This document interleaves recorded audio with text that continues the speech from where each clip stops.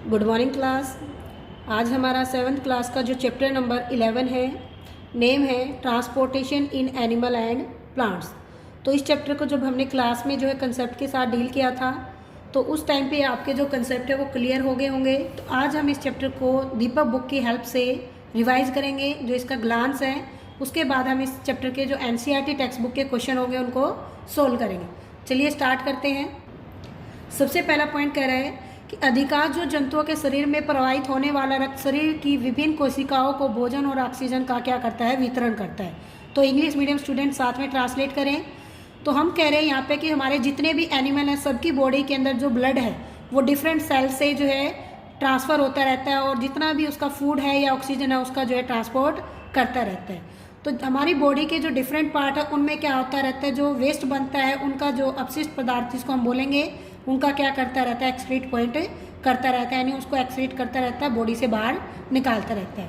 तो हमारे जो शरीर है उसके अंदर जो हमारा वेस्ट प्रोडक्ट को निकालने का जो काम है या उसको सर्कुलेट करने का जो काम है वो किसका है, तो वो हमारा प्री संचरण तंत्र यानी सर्कुलेटरी सिस्टम, जिसमें हमारा मेन ऑर्गन रहेगा हृदय यानी हार्ट और रक्त वाहिनियाँ यानी ब्लड वेसल्स।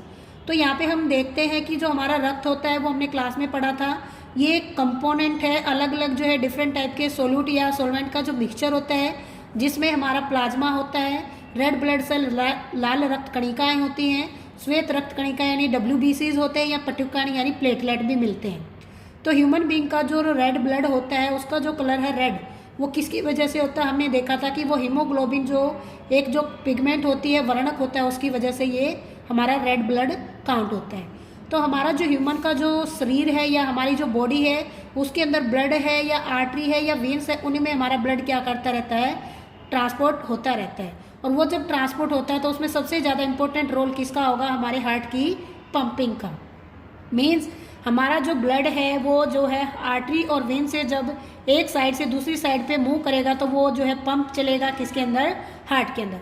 तो हार्ट हमारा सर्कुलेटरी सिस्टम का मेन ऑर्गन है जो पंपिंग का वर्क करेगा। यानी क्वेश्चन आ जाए what is the function of the heart, तो heart is help in a pumping of the blood in artery and vessel. तो उसके बाद जो पॉइंट नंबर 6 है वो क्या कह रहा है, यदि एक अडल्ट ह्यूमन बीइंग की बात की जाए तो उसमें जो हार्ट है 1 मिनट में कितनी बार पंप करता है, तो आपने क्लास में पढ़ा था मैक्सिमम जो हम एवरेज मानते हैं तो वो है 72 टाइम पर मिनट, बट कई बार ये जो रेट है हमारा एक्सरसाइज करते टाइम इंक्रीज होकर 80 पर मिनट भी हो जाता है, जिसको हम काउंट करेंगे हृदय संपंदन या हार्ट बीट। उसके बाद पॉइंट नंबर 7 कह रहा है कि हमारा जो हार्ट है वो अपनी जो है बॉडी के अकॉर्डिंग जो है ब्लड ट्रांसपोर्ट करता है, तो वो कौन सी वेसल होंगी जिसके अकॉर्डिंग ब्लड जो है बॉडी में जाएगा, प्योर ब्लड, तो वो होंगी हमारी हिंदी में धमनियाँ और इंग्लिश में बोलेंगे आर्टरीज।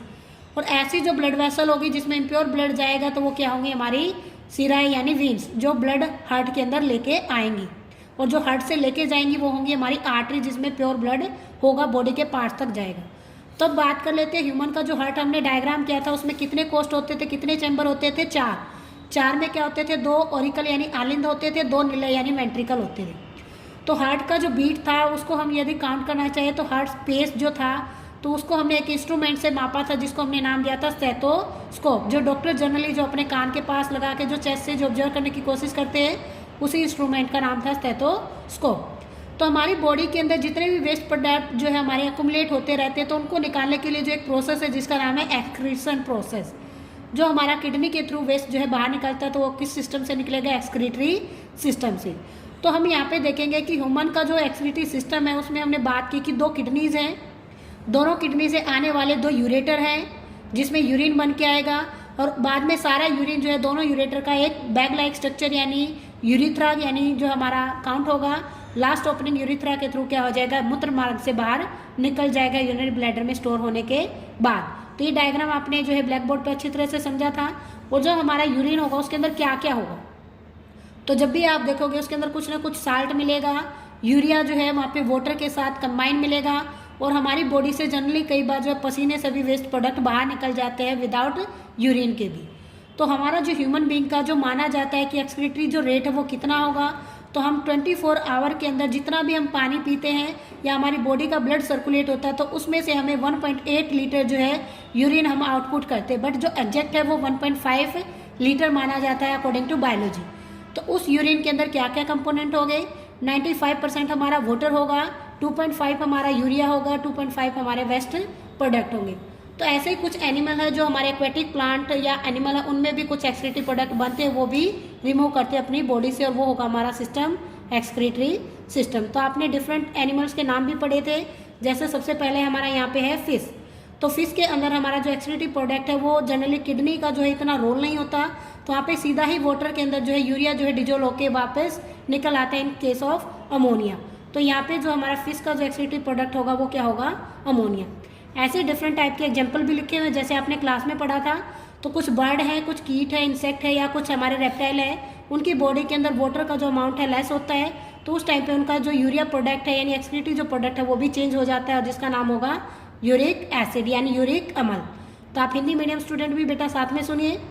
तो नेक्स्ट हमारा पॉइंट नंबर 17 है कि हमारे जो प्लांट होते हैं उनका जो जड़ होता है वो कहाँ सबसे ज़्यादा जो है एब्जॉर्प्शन करता है। तो प्लांट का जो हमारा मूल यानी रूट होता है वही क्या करता है, मिनरल का एब्जॉर्प्शन करता है। तो प्लांट के अंदर जो ट्रांसपोर्ट होता है वो कौन करता है, जाइलम और फ्लोएम दोनों ही कंडक्टिव टिश्यू प्लांट के मिलते हैं, जाइलम रूट के अंदर और फ्लोएम सूट के अंदर, दोनों ही वाटर का और फूड का जो है ट्रांसलोकेट करते हैं। तो ये जो चैप्टर था हमारा 7th क्लास का जो चैप्टर नंबर 11, जिसमें हमने कुछ जो बेसिक पॉइंट अपने यहाँ पे दीपक की जो ग्लांस की पॉइंट्स थे उनको डील किया। अब इसी के साथ हम अपने कंसेप्ट को लगा के क्वेश्चन आंसर जो है उनको सोल्व करेंगे। तो आप लोग जो है इन सभी एनसीईआरटी के क्वेश्चन को इस जो रिव्यू ऑफ ग्लांस की हेल्प से जो है आप जो है क्लास में भी सोल्व कर चुके हो। तो इन सभी क्वेश्चन को आप सोल्व करके देखिएगा। यदि कोई प्रॉब्लम आती है तो हम नेक्स्ट लेक्चर के अंदर इसको दोबारा से रिपीट करेंगे।